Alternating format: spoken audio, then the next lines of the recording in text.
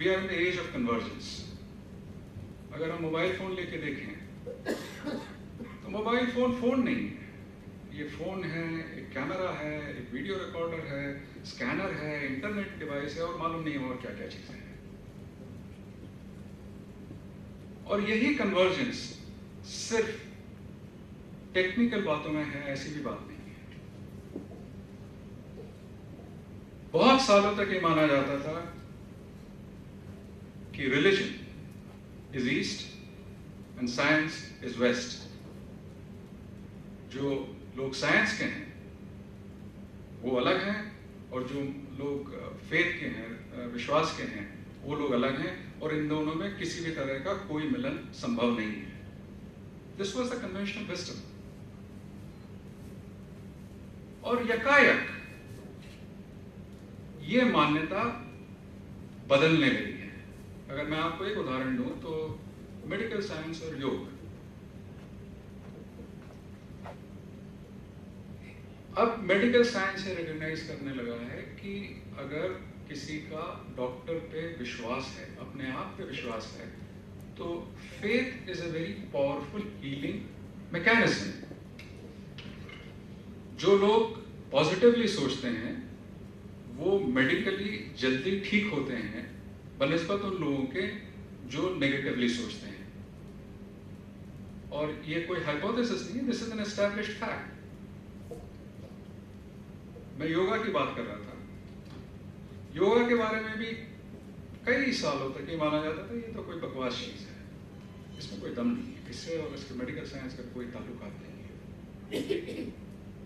एक 2 महीने पहले I was witness to a fascinating scene. वो occasion था felicitation of a renowned yoga teacher, Padmashri Sadashiv Nimbalkar. और ये फेलिसिटेशन हुआ था लीलावती हॉस्पिटल, जो बम्बई का एक बहुत बड़ा जाना माना हॉस्पिटल है। 10 साल पहले भी किसी भी एक sophisticated modern state of art hospital में योगा गुरु का फेलिसिटेशन ये एक पैराडॉक्स था। ये चीज संभव मानी नहीं जा सकती थी, लेकिन ये चीज हो रही थी, मेरे सामने हो रही थी। और सबसे ज्यादा और अचरज की बात थी कि वहाँ की जो हेड ऑफ पैथोलॉजी थी, काफ़ी अच्छी डॉक्टर थी और उन्होंने अपना एक्सपीरियंस शेयर किया। उन्होंने बताया कि उनके सबसे प्रिय व्यक्ति दुनिया के, उनके हस्बैंड,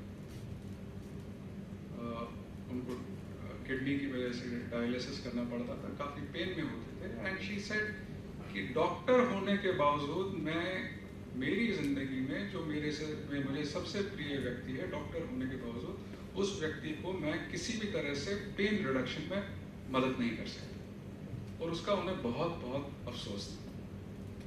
फिर उन्होंने बताया कि उनके सौभाग्य से उनको एक योगा टीचर मिली और योगा टीचर की वजह से उनके हस्बैंड को पेन रिलीफ काफ़ी हुआ, वो काफ़ी ठीक होने लगे। और मेरे लिए तो बहुत अच्छी बात ये भी थी कि जो जिस योगा टीचर की बात कर रही थी वो मेरी पत्नी मंजरी थी। तो yoga and medical sciences are now recognised to be complementary sciences, they are not conflicting sciences. थोड़ा और आगे जाएंगे and we go down the path of convergence, तो चीजें और भी मुश्किल हो जाती हैं। साइंस फिक्शन की अगर हम बात करें तो साइंस फिक्शन हमें बताता है कि जिस तरह से तरक्की हो रही है, जिस तरह से इवोल्यूशन हो रहा है, उस तरह से तो वो दिन दूर नहीं है जब एक जगह तो पूरी तरह जो इंसान है वो रहेंगे, जिनकी बॉडी है, लिम्स हैं, और एक तरफ ऐसी भी चीजें रहेंगी जिसे लेट्स कॉल देम एंड्रॉइड्स, जिनका सिर्फ मस्तिष्क, ब्रेन ह्यूमन रहेगा और बाकी सब चीजें, हाथ पांव, हृदय, एवरीथिंग विल बी आर्टिफिशियल। और अगर हम ये बात करें कि यहाँ के आधे लोग फुली ह्यूमन हैं और यहाँ के आधे लोग एंड्रॉइड्स हैं, तो ये कन्वर्जेंस, ये एक दूसरे से कैसे बात करेंगे? डर लगता है। तो जब ऐसा होगा कि आधी तरफ के ह्यूमंस हैं और आधी तरफ के एंड्रॉइड्स हैं, तो हम अभी तक तो सिर्फ बेसिक ह्यूमन स्किल्स की बात कर रहे थे, अभी बेसिक ह्यूमन इमोशंस में फर्क आ जाएगा आने वाले दिनों में। और हम तो अभी 21वीं सदी के सिर्फ 13 साल भी पूरे हमने देखे नहीं है। Love, fear, hate, envy, greed, ये जो तमाम बेसिक ह्यूमन इमोशंस हैं, ये एंड्रॉयड को भी उसी तरह से महसूस होंगे। एंड्रॉयड को हमें हाथ अगर कट जाएगा तो हमें डर लगता है कि हाथ कट जाएगा, लेकिन एंड्रॉयड को हाथ कट गया मैं दूसरा लगा लूंगा, उसको क्या डर लगेगा? तो डर की भावना ही अलग हो जाएगी। We all know the powerful feeling of falling in love, that tingling sensation, that heightened sense of expectation, that rush of hormones, when no part of human body remains unaffected by this strange, exciting feeling. Would an android be capable of experiencing the same feeling? मैंने लिखा है, जब आशु ने मुझे कहा कि आप लिख के कुछ तैयारी करके आई हैं, तो मैंने ये लिखा और मैंने अभी पढ़ा आपके सामने, और मुझे ऐसा लगता है कि ये किसी एंड्रॉयड ने लिखा है। क्योंकि प्यार के बारे में अगर कुछ वर्णन करना है तो इस तरह से अंग्रेजी में करने के बजाय अगर हिंदी में हम किसी कविता या किसी गाने का सहारा ले तो ज़्यादा अच्छा रहेगा। वो एक गाना है ना,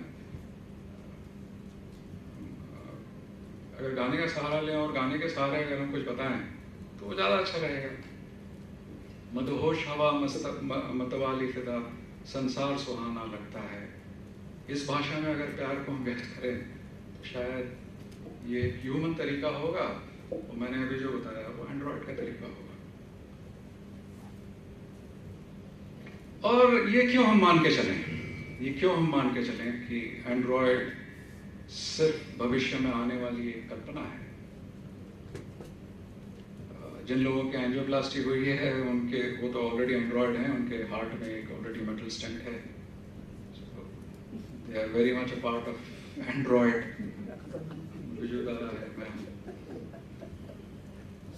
और हम अकेले नहीं हैं, आप सब भी उसी के पार्ट हैं। आप में से किसी के पास मोबाइल नहीं है? Are you comfortable without mobile? आपके बॉडी में एक जो मेटालिक अटैचमेंट है, प्लास्टिक अटैचमेंट है, उसके बिना आप कंफर्टेबल हैं? और आप जब इंटरेक्ट करते हैं, सोशली इंटरेक्ट करते हैं, तो ये भी हकीकत है कि जिसके पास मोबाइल नहीं है उससे आप उसी तरह इंटरेक्ट नहीं करते जैसे आप किसी के साथ करते हैं जिसके पास मोबाइल है।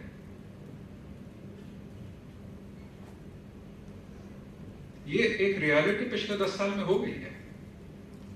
So this is as far as